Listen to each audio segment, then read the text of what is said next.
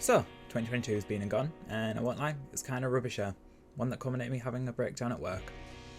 If I was to retrospectively try and prescribe it meaning, it was a year that I had to come to grips with disappointment, self-loathing and self-doubt, especially towards my goals and aspirations of working within games. And whilst I'm feeling better since then, I still have a lot of work to do towards feeling better overall. During this past year, I let a resentment and anger build towards the games industry that I don't think actually exists when I scrutinise and challenge my feelings. I know intellectually video games have meant a lot to me, and I'd argue they've been entirely pivotal to my identity and sense of self. However, emotionally, I feel I need to remind myself why I have a fondness for them to begin with. This video has been born from that idea as a form of emotional catharsis, and maybe just a tad because I'm a little bit extra.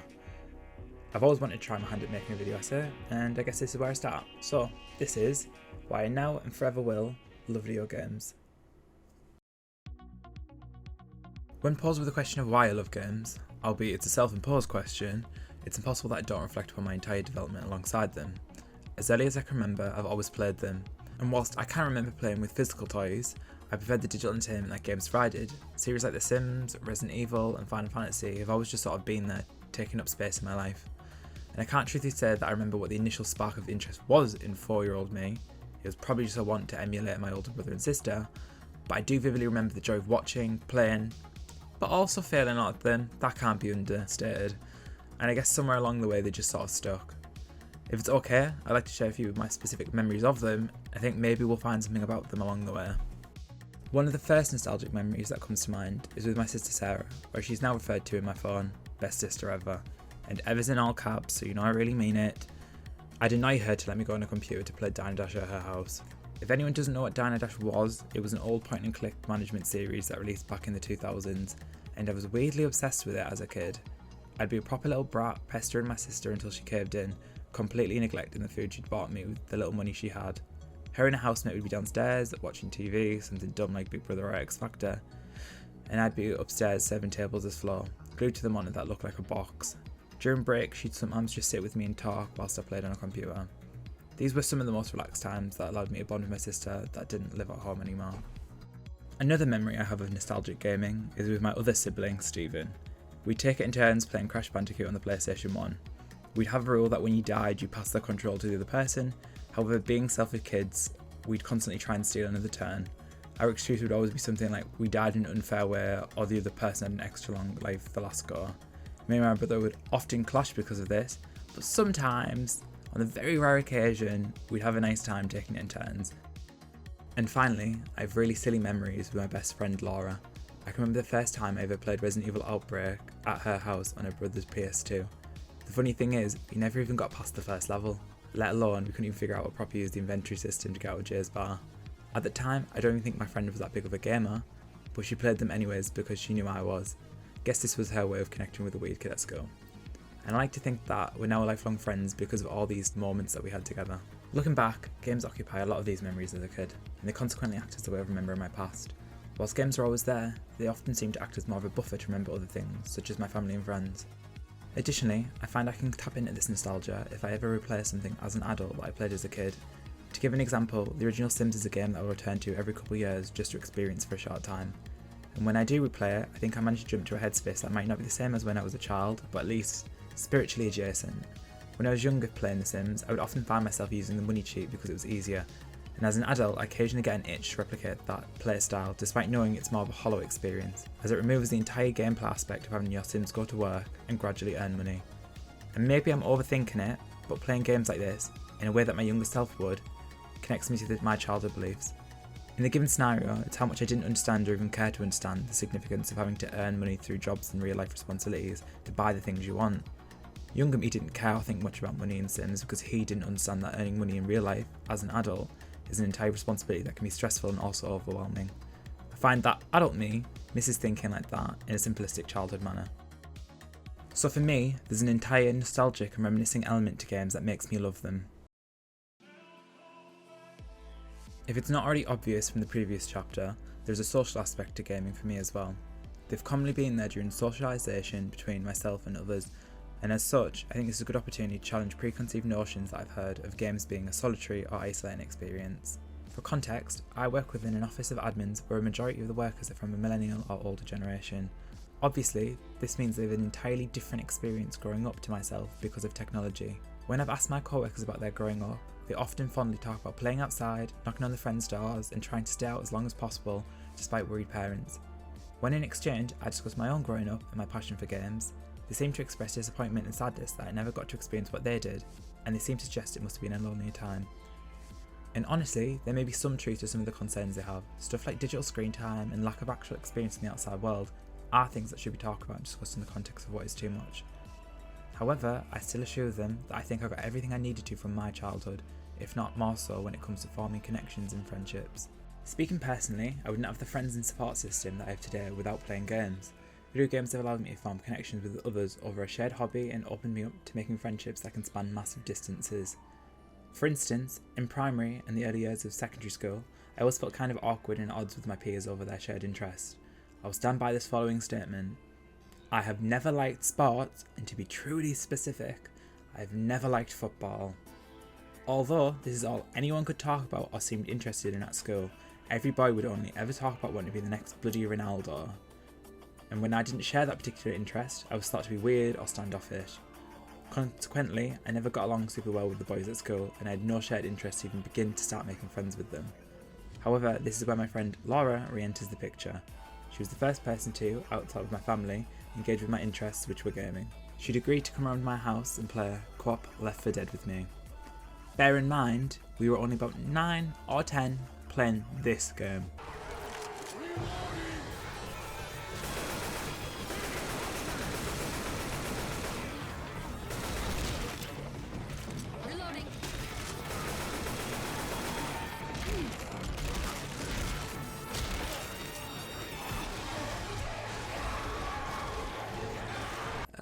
Maybe we shouldn't have been playing that. But I remember, other than Laura being a little squeamish and jumping at the zombies, we had a great time.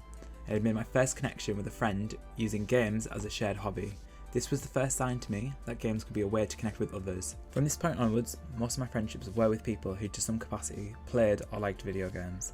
And when you think about it, games are really easy to share with someone. For example, you can play some games as a co-op or multiplayer experience. Take Little Big Planet, a platformer game I used to adore, that can be played entirely alone or with up to 4 people.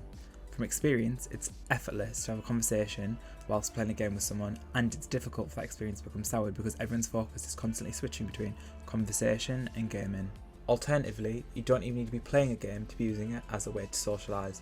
When Skyrim came out in secondary, me and my friends would play after school and meet up on breaks and lunches to discuss what had happened on our personal saves. This game had no cooperative mode, but it was beneficial in how it provided material for us to talk about. I might tell my friends about how my character joined an assassin guild, whilst they told me about how their character had been turned into a werewolf. Regards to the details, we were using our gaming experiences to make conversation, and we got to share in each other's gaming accomplishments and victories. And whilst to non-gamers, this conversation might appear strange or full of jargon, we'd marvel or be in awe of each other in our games. I get to feel cool, or at least interesting, in the context of my friendship group. Another unspoken benefit of games is how they can open us up to making global friendships because of the online gaming aspect of today's releases. This is not to say I'm unaware of the dangers of talking to strangers online, however, it'd be dishonest of me not to mention how most of my current friendships are with people I first met via online video games. These people I've since met in person to go to conventions such as Comic-Con in London. In my case, I met my friends Jacob, Jake and Nath through playing Watch Dogs multiplayer back in 2014. And as a real quick side note, I had a great time playing that multiplayer, but I can't deny it overall sucked as a game. But back to friendships. In 2023, it's even easier to maintain and facilitate these connections because of gaming platforms such as Discord. On Discord, we can all play the same or different games while staying in voice chat together. There have been countless scenarios of me grinding daily resources on Genshin Impact, whilst my friend Nathan plays Elden Ring, whilst our other friend Alex plays Daisy. We're all able to simultaneously talk whilst engaging in our own preferential games. Sometimes we'll even talk about what each other is up to on our respective games. Because of Discord and its predecessor Skype, there is no reason why we can't continue talking whilst playing the things we want. So therefore, if there's nothing stopping us, then why would we ourselves stop talking to each other if we don't need to? These type of friendships that come and thrive from gaming might not be for everybody, but for me, it's another reason I'm grateful and love games. In a bid to get at least some usage out of my media degree, let me describe first the concept of media and then what passive and active media is. Media, simply, is any item or thing that can communicate a message or an idea to a person. So for the context of this video, think of media text as referring to video games or film/television. Therefore, passive media is media that can only be observed and watched by the consumer. They have no way of inputting or influencing the text. For example, a TV show or film can only be watched. Staring at the screen isn't going to make anything happen. Whilst active media is media that can be, and sometimes is required to be, interacted with by the consumer. For example, a video game is required to be played by a player, otherwise the text does not work. When it comes to me personally then, I believe there is more value to be found in video games in the long run because they're an active media where there are more ways to innovate. When it comes to passive media such as film and television, there will come a point where the experience of simply observing cannot be enhanced anymore. There are only so many improvements that can be made to visuals and audio, and before anyone argues that there might one day be entire VR films, I'd ask you to reconsider, do you think a film studio or even a cinema is going to pay for the budget to maintain and keep VR goggles on every seat? Whereas video games have many different avenues to pursue for crafting new experiences for the player. This can obviously be done in a technological aspect, however, even on a narrative basis, games can tread an entirely new course that deviates from the linear experience that films popularised. Games such as Detroit Become Human example this really well. Detroit Become Human is a purely narrative-focused adventure game that's big sellers in how the player's choices and actions steer or deviate the story. A choice made early in the game can entirely change a player's experience of the story. In the chapter, A Stormy Night, if the player in the shoes of Kara chooses to retrieve a gun before a confrontation, the conflict can escalate to a point where either the main character dies or an abusive father gets killed in self-defense.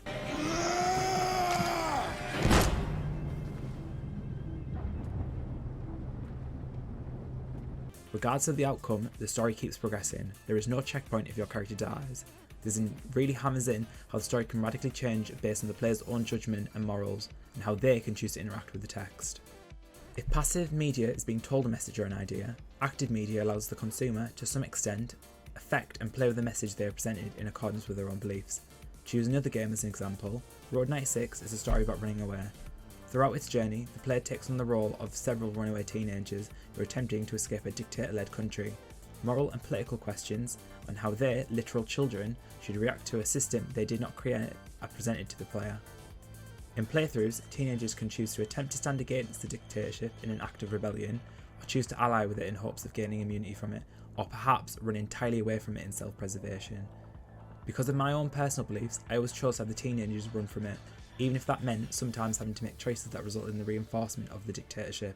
To justify my reasoning within the context of the game, I did not feel children should be held responsible for a political system that they have zero control over but affected them nevertheless. I let this personal belief guide my decision making, and because of how innovative Road 96 was as a game, I was able to impart those beliefs onto the text. Road 96 is a story about a country named Petria that commits unspeakable crimes against its citizens. However, I made that text tell the story of children escaping Petria to seek freedom no matter the cost. And to me, that is a way more engaging story because I inherently become part of the story as its storyteller. To continue on the topic of innovation, I to some extent need to highlight what progressions in technology have benefited the medium. However, whilst you can definitely look at virtual reality and how it's opening doors for entirely new genres, I think that's a little easy of a case study. I'd like to highlight games like Before Your Eyes.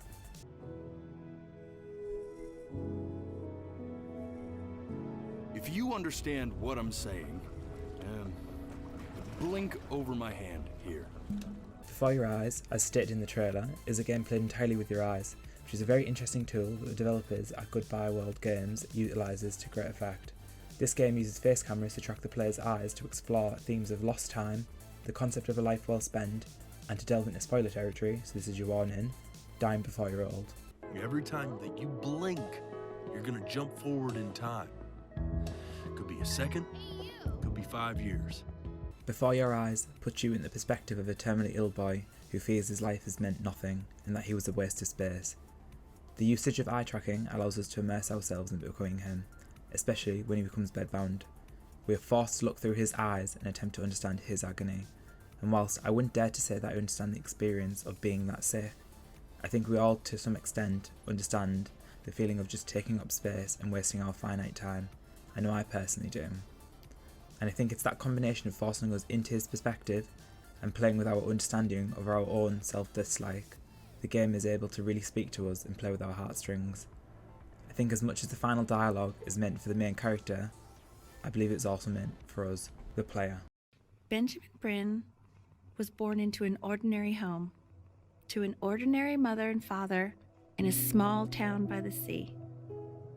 His mother was a composer, or at least that's what she dreamed she'd be. So, when her own dreams didn't pan out, she began to dream for him. But then, when he was just 11 years old, he got sick and was forced to stay inside for an entire year. And in that year, he began to worry that he hadn't lived enough. So he made up a story of the great life he thought he wanted to live, which only made him forget the great life he already had. How he had filled a new home with light and joy and promise.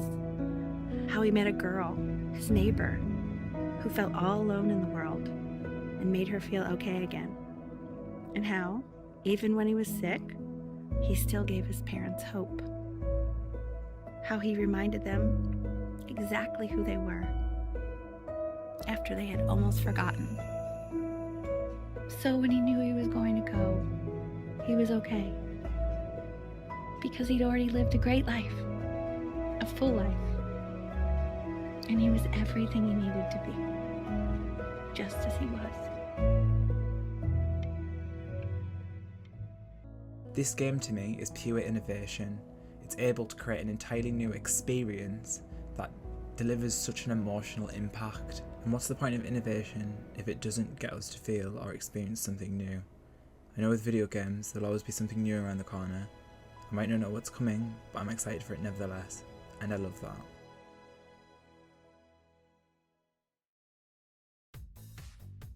Moving away from the heavier aspects of games, I can't realistically not mention the most basic and obvious reason I love them. They are just pure and simple fun. No other medium lets me quickly step into different roles and leave my mundane life. It's the most straightforward escapism. One moment I can be a plumber that jumps on the heads of turtles, the next a witch that summons kaiju demons with her hair, then a schoolgirl punching her way through Yakuza, and finally I can finish the night off as an overlord that is overseeing a colony of hippies. And even though those premises sound super absurd, they're all video games with recent releases. Each of these games is able to generate its own unique sense of fun. The entertainment I get from one is not necessarily the same as another. When I take charge of a city or colony in a management game like Dwarf Fortress or RimWorld, I am entertained by taking on the role of a god or a leader, knowing my actions can lead to a successful society or complete ruination. I also take a sadistic joy in ruining my citizens' lives as they starve and eat each other. I promise I don't have issues. Whilst hack and slash games like Devil May Cry and Dynasty Warriors appeals to my more monkey brain that likes lots of flashy colours, minimal story and smashing buttons on a controller, this type of game gives a more immediate gratification in how it rewards the player with high scores and combo counters the better they do, and in getting to see enemies go splat in a variety of ways, some of which are honestly really quite creative. And if something starts to feel old or samey, I can always seek a new type of gratification in a different genre. If I want something slow paced, I can try an artsy indie game. If I want something with high action, I can try a big budget action game. If I want something to scare me, I can try a fringe horror title. Video game genres are so expansive that it's honestly almost overwhelming. But I'd have it no other way. To round up this section, I'd like to mention 5 games in the past year that, despite my bad mental health, have provided relief and fun to me. I'm not committing to them being my favourite games or anything, but just something to at least recognise them. And I'm not restricting this list to just games that came out in 2022, just things I played for the first time in the past year. So that said, here we go, rapid fire style. Number 5, A Plague Tale Requiem. Set in medieval France, this game builds on its predecessor, features a badass sister protecting her sick brother, whilst hordes of rats try and eat everything, with some cool set pieces. What?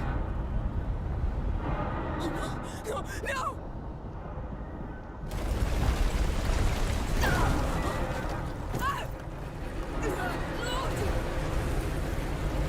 Number 4, Road 96. An amazing survival road trip game I didn't know I needed or wanted, features a super cool soundtrack, gets you to root for a silent protagonist, features a lovable but deeply flawed cast of characters.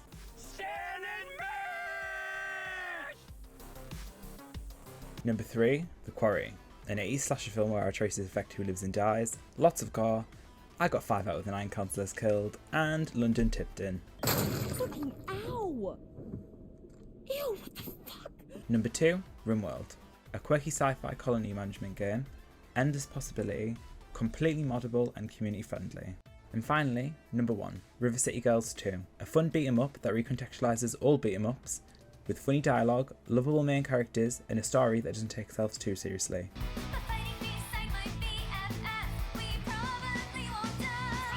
Whilst I played a lot of games in 2022, these games I tangibly remember thinking upon how fun they felt to play in the moment and after the fact. So in summation, I also love games because they're fun. Big shocker. To conclude, I love video games. I love watching them, I love talking about them, I love learning about them, I love playing them. I love everything about them, even the really crap ones. And even though my interests grow, develop and change, I know there'll always be a place for me somewhere in games. At the moment, that place is solely as a player who is constantly seeking out more of them, so I expect 2023 will also be filled with many nights of me curled up in pyjamas with my cat Boba playing them into the early hours of the morning. And whilst I was hoping by the end of 2022 I could be helping release new games to like-minded people, I haven't quite managed that goal. However, I haven't quite decided to give up yet either. What can I say? I'm stubborn. Now if you'll excuse me, I think I'm going to go play Resident Evil 2 for the millionth time. Thank you for watching.